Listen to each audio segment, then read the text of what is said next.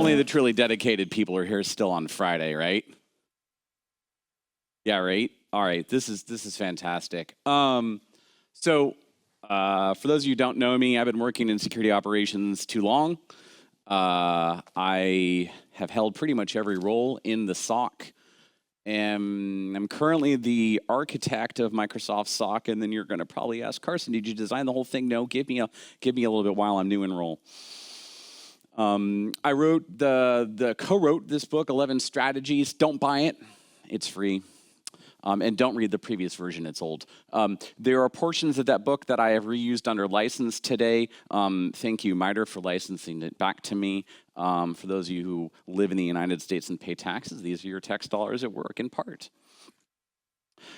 As everyone here is familiar, every security operations center is a snowflake in terms of its functions and services that it carries out, what it looks like in terms of its org chart and structure, whether it chooses to insource, outsource, or some hybrid in between, its size.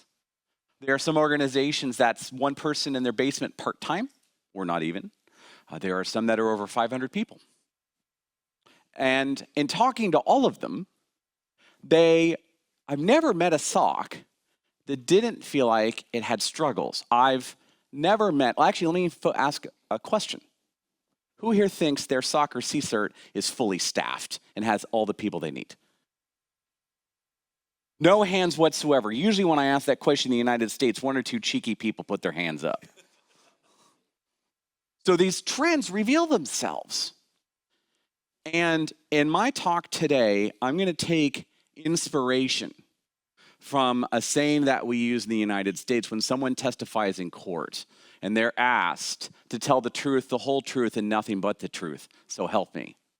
And I'm going to use that phrase as inspiration for my talk.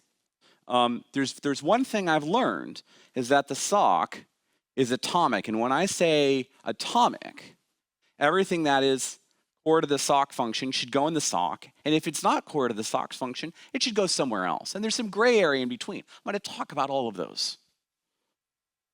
And in the process, I'm going to show you 4 things I've seen many SOCs just completely screw up. Now, I also want to acknowledge some bias I'm bringing to you in this presentation. When I'm thinking about SOCs and CCERTs, I'm thinking about organizations, or I'm focused on organizations that monitor and defend one coherent constituency. I'm not thinking about national coordination centers. I'm not really thinking about PCERTs as much. I'm thinking about organizations that are there to monitor and defend companies, governmental organizations, large nonprofits, those kinds of things. So what is our motivation? We've all seen the OODA loop before. We want to turn it faster, we want to turn it better, and we want to get better at turning it faster and turning it better over time. In addition to that, we want to support the career and work-life balance and growth of our people. If you don't believe me, go back and have a look at the talk that Des and I did yesterday about what happens when you don't do those things. So, in fact, it's my belief that the continual improvement is just as important as making the incident funnel be awesome. If you don't believe me, go watch my talk, How to Save Your SOC from Stagnation, that I did a couple years ago. So let's get right to it. Here is a cartoon of a SOC. Now, I'm going to bring in some of the language I heard earlier this week. Some people say SOC, some people say CCERT, and when I'm hearing people at first talk about this, people associated with first, I think I'm hearing SOC associated with like that monitoring and detection focus, and I'm hearing CCERT focused on kind of the incident response, incident coordination piece. That's cool. Let's go with that. You can see them both represented here. So what needs to go in the SOC? Well, let's start with the monitoring and triage, incident investigation, incident response coordination, and containment. The proactive hunt, detection creation, and threat intel cycle. The data platform, the tools, the core tools to the SOC, the SIM, any of the big data stuff, the things that the SOC is really focused on. And the things I do to talk about the coordination and situational awareness with the rest of the organization. And what I'm going to show you in a few minutes is every time I see an organization stray further from this construct, the more trouble they get into. And I'm going to show you work examples. Now, there's a big gray area, right? We saw this earlier when we looked at the SIG charts from earlier this week. There's a bunch of gray areas. So I'm going to talk about some of that gray area now. Everyone always asked, in fact, when I would do a briefing on 10 strategies, this is like 10 years ago, people would always ask, so should we put firewall management in the SOC? That was back when all firewalls were on-prem, right? And vulnerability scanning, vulnerability management, PCERT. Some people, like, who here like sees a lot of commonality between what we do in PCERT in terms of coordination with CCERT, right? Lots of overlap there, right? Are they the same thing? Should they be the same thing? That's an interesting conversation. Lots of passion there. Composite asset inventory. Who thinks asset inventory is really sexy? Oh, there's always one person in the audience. I do too, sir. Thank you. Believe it or not, bringing together all that different asset information I've often seen in a SOC because it helps them become a truth teller. I'll talk more about being a truth teller in a bit. Anti-fraud, anti-abuse, this is an interesting one. Some of the techniques we use, especially in IT companies, anyone selling something on the internet, the techniques we use to find people abusing our services, using more resources than are entitled to with no intent to pay, or abusing terms of service involves a lot of the same data feeds and some of the attitudes that we have. It's an interesting overlap. Pen testing. Some people, who has the red team or pen testing team inside their SOC or CCERT? Some of you. Who has it out? More. Interesting. Owning and driving the PIR program. When we're in the incidents and we write down everything that went wrong, and then driving them. Now, is it realistic to ask an incident responder, an incident response coordinator, to handle both long-term PIR burn down and the incident of the day? It's a tough one, isn't it? It's tough. So, as I stated before, there's the full menu of the SOC functions and services that Catherine Ingrid and I put in 11 strategies. And by the way, some of you are like, why didn't you just use the CCERT services framework from first, Carson? And my answer is there was stuff missing. In fact, there's stuff missing from this one. Ask me that a question again when I write 12 strategies someday. I could go on, I won't. Now, there's a bunch of stuff that is security and operations, but doesn't go in the Security Operations Center. Let's talk about some of that. Patch management. Should the SOC be doing patch management for the whole enterprise? I don't think so. It's a big job. General IT management, again, of the stuff that's not the SOC. GRC, compliance. AppSec, threat modeling, identity management. This one's done. You can get that on the internet, by the way. I did not draw that, but I love using that picture. The point is that SOC needs to be focused on finding and chasing bad guys in cyberspace. And anything that they do that is not that mission is a distraction. And it prevents, in my opinion, a conflict of interest. So let's talk about how SOCs screw this up. The number one mistake, and one of the areas that actually drives me absolutely batty, is having SOC engineering somewhere that's not the SOC. Let me show you the patterns and anti-patterns of what that looks like. So on the left-hand side here, we're going to talk about what are the anti-patterns, and the right-hand side, we're going to talk about the patterns. What should it look like? So the first one is when you put the SOC engineers away from the SOC, you foster an us versus them atmosphere. What you want is people working together. When you put them outside the SOC, you throw solutions and requirements over brick walls. You never get what you need, or then in the time that you need it. When you put the SOC engineering outside the SOC, tools end up being forced upon operators. You'll have solutions with no buyer, with no customer. They're just imagined. The operators, as a result, will become cowboys in this situation. I once heard someone say a very interesting quote. All SOCs have engineering in them. Whether or not you acknowledge that is another matter. Meaning, if SOC engineering is not in the SOC is going to have to do its own engineering, whether you like it or not, because they're not getting what they need. They're going to have to beg, borrow, and steal in those situations. Instead, we should be having a designated budget for their tools and their cloud spend. This one's done. At the same time, we need to think about risk acceptance. I have a whole separate tirade on SOC enclaves. I won't get to it today. So how did we get here? What's the thinking that has influenced so many people to say, the SOC doesn't get their engineering resources, put them somewhere else? The first one is the engineers need focus. I agree. They should not be chasing every incident of the day. But if you're doing it right, organizationally, they should have that focus.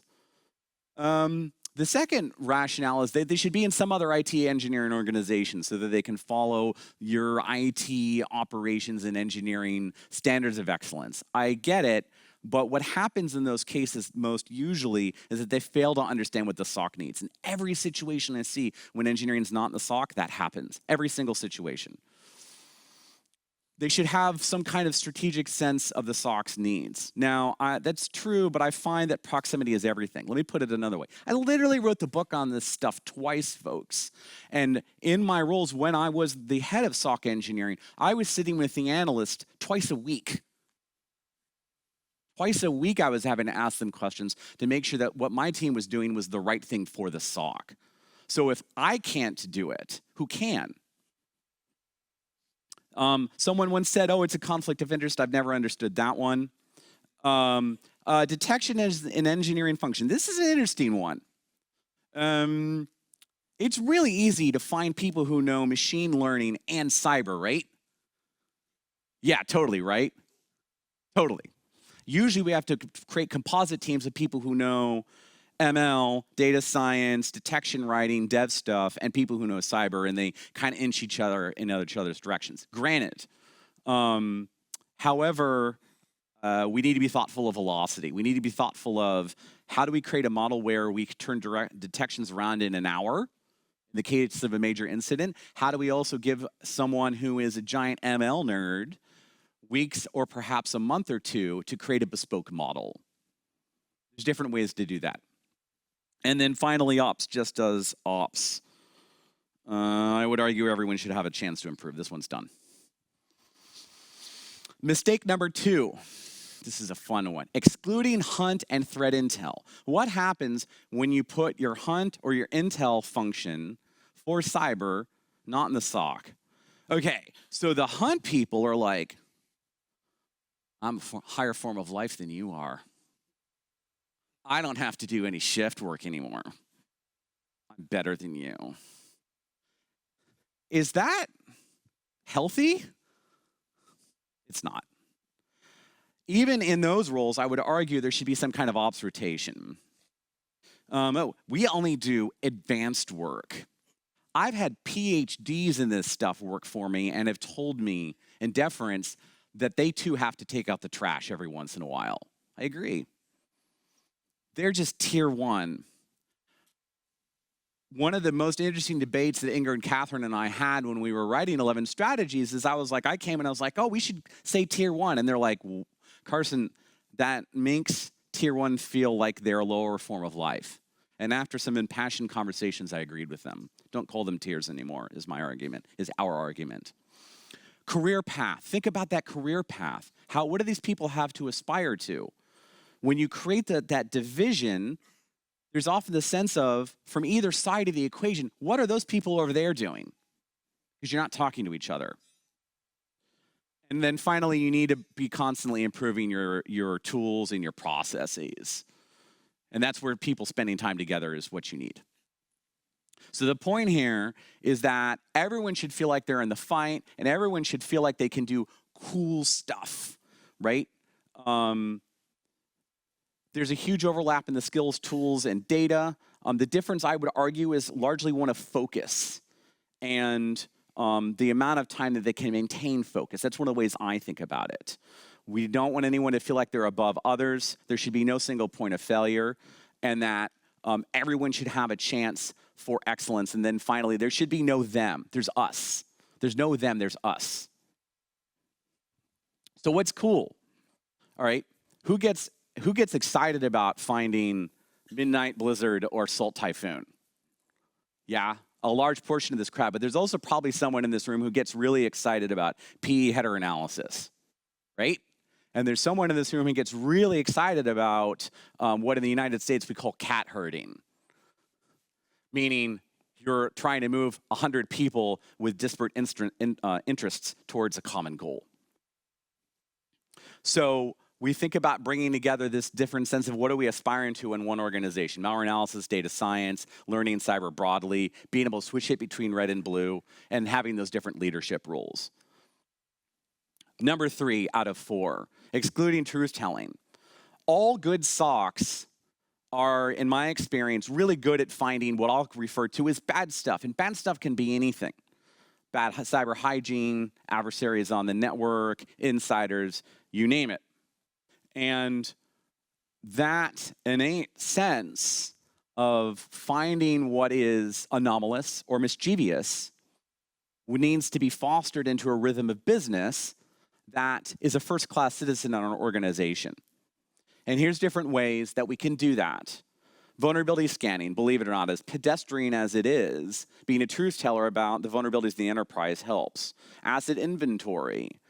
This is a fun one. You're probably like, why does that belong in the SOC? Sometimes it does, or just adjacent to the SOC, because let me put it this way. When you go to the person running the domain or your identity plane, you ask, how many computers on the network?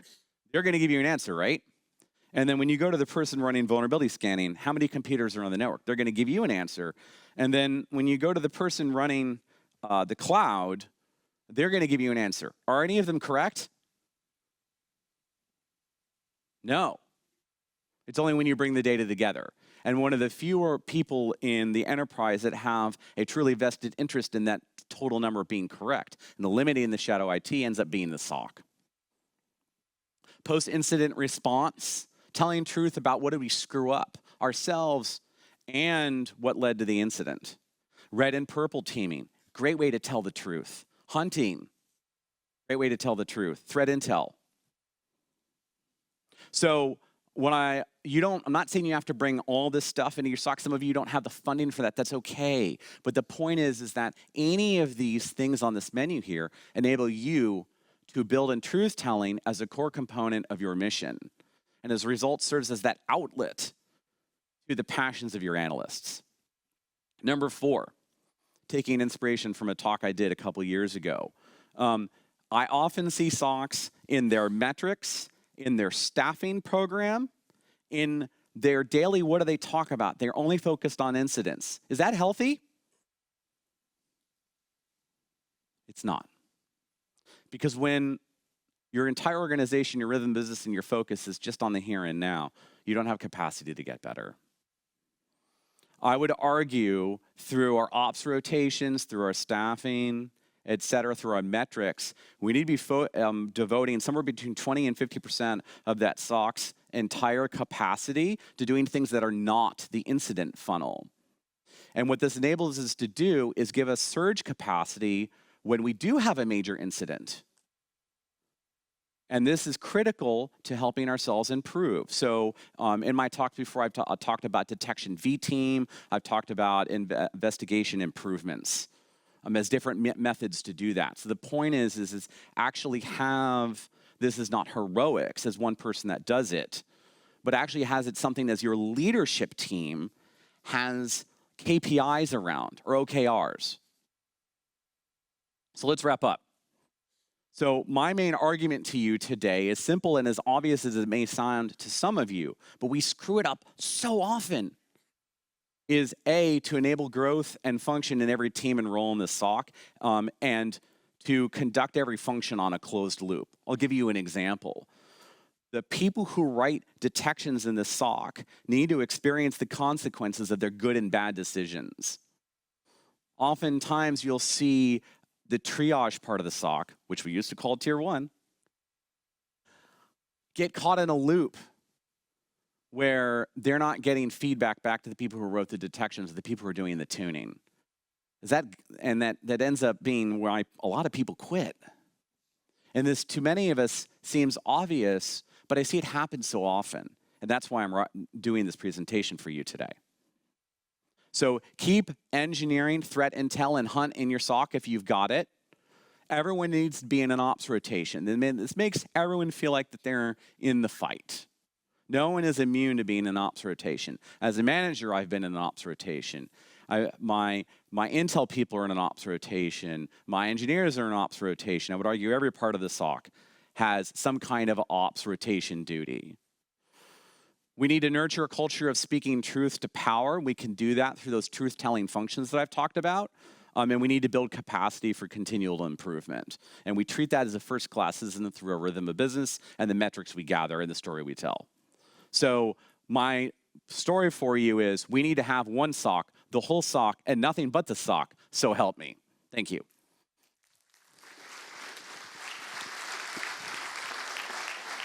And I have extra time for questions. Yeah. Let's do it. So in this case, we really have some time for questions. Please use the microphones, approach them, and they are around the room. I see someone moving. Hey, Carson. Thanks for everything you do for the community, books, talks, everything. Could you put a finer point on the ops rotation for folks like detection engineers and threat intel? Are you intending to put them on ops rotation for the triage, for example? That is a wonderful question, and the nuance is everything. And as soon as I started talking about ops rotation, I knew that I didn't treat that topic very well. So let's talk about what that looks like, and I'm going all the way backwards to my toy org chart for a second. Could you put those people in tier 1? You could. Let's take a SOC with a group of engineers who are IT generalists but have no experience they have no experience in cyber. And one of the very quick ways to get them to learn is sit them in front of a console and be like, here's 50 false positives. See you tomorrow. We're all laughing because that is a transformative experience. And I can describe it to you, but until you sit there and live the suck, feel the pain. You feel the pain, you're not going to truly get it. So that's one way. One of the other, and that could apply to any kind of role in the SOC where you've got people coming in with non-cyber background who you want to live the dream. And I think about the people on the detection engineering team who are like dev or data science nerd types. And I think about the SOC engineering types especially, because then they have to then integrate with that staff to do what they're doing. The other major piece is having an ops rotation for things that are not for any part of the SOC. I'm going to pick Hunt, for example, or in detection engineering. In Hunt and detection engineering, there is a responsibility of the SOC to be dealing with incidents. So it's like, hey, you're no longer working on your science project with the detection that we needed next month. Your job this week, because you're on ops rotation, is if there is a detection that's come up that we need for an incident right now. And then you get to experience the consequences of, our CI/CD pipeline takes 2 hours to check the code and push it to prod. Guess what, dude? You've got 15 minutes. And they're going to learn real fast. Same goes for Hunt. The people in Hunt tend to be very, very resourceful in all the data that they're looking at, have a wider sense of the data estate than the people who are doing triage. How do we think about ops rotation? Ops rotation is major incident hits. What do we know about this adversary? How can you help perform investigation? Because investigation is not Hunt, people.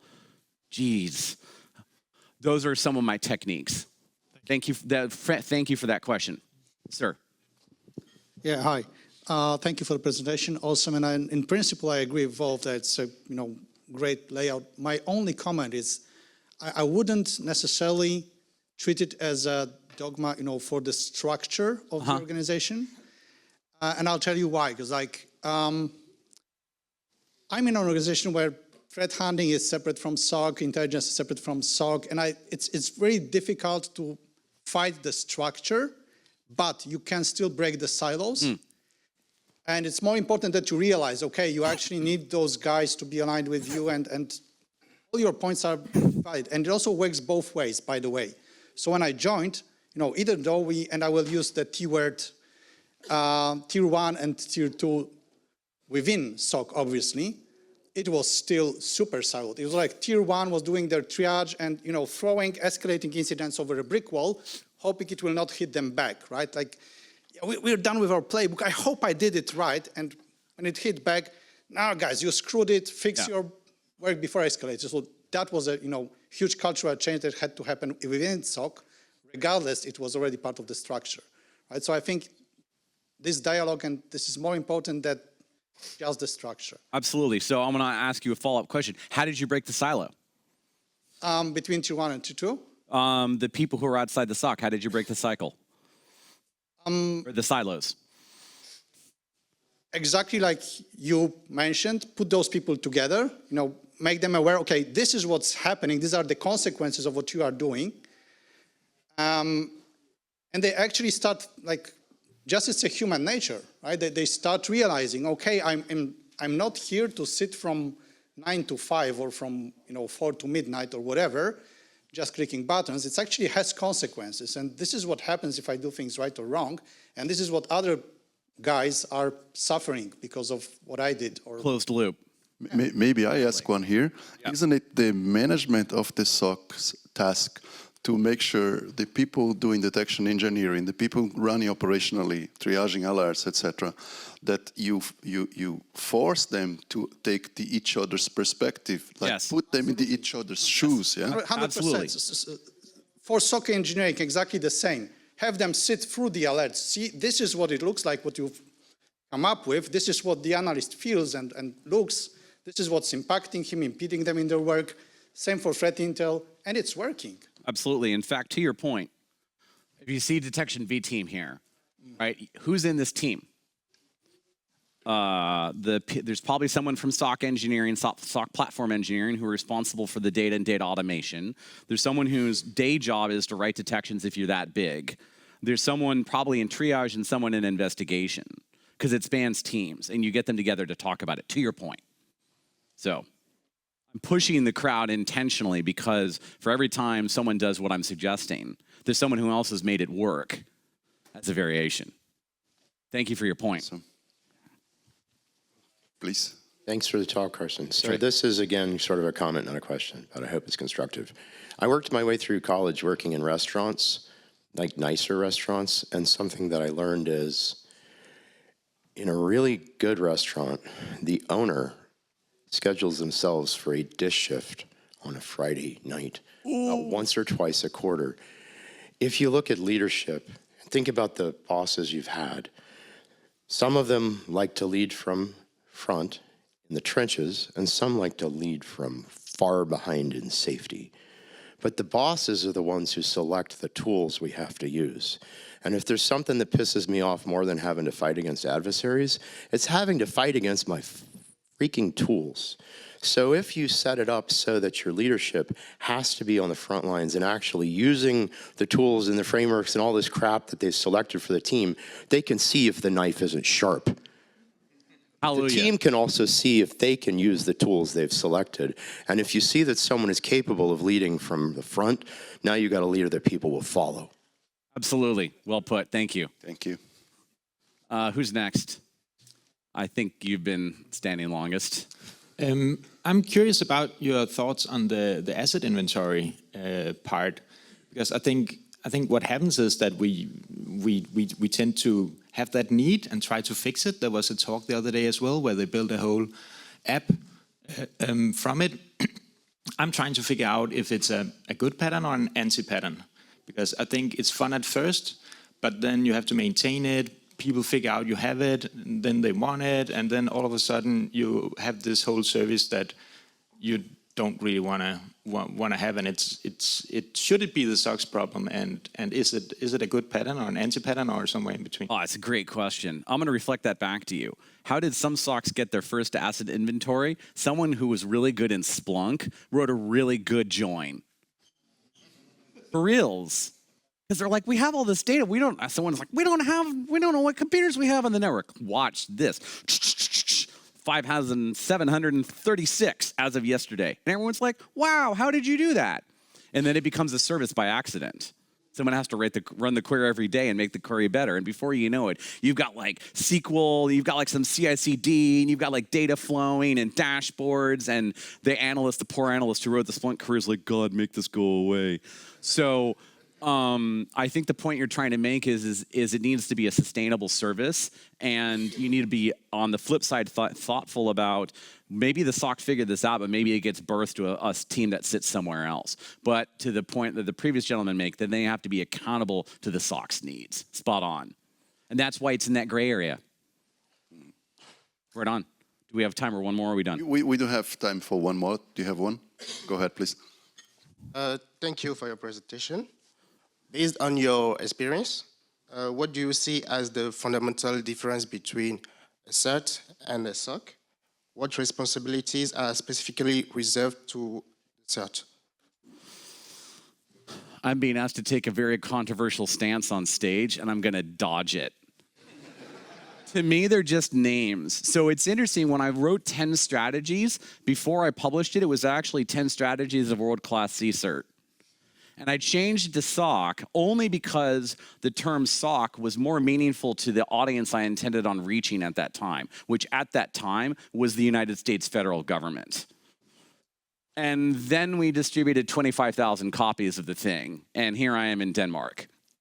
So I'd rather not get caught up on the names and more have a meaningful conversation about the services and functions you choose to allocate to an organization. How do you make them successful? And that's why we built the services and functions framework, both in first, we did it in 11 strategies, and we'll probably share and come up with next versions in 12 if I ever get around to writing it. That's my current answer. Thank you. Thank you for the challenge. Are we done? Someone else? No, if not, then we'll close it here. Please submit your feedback. Thank you very much.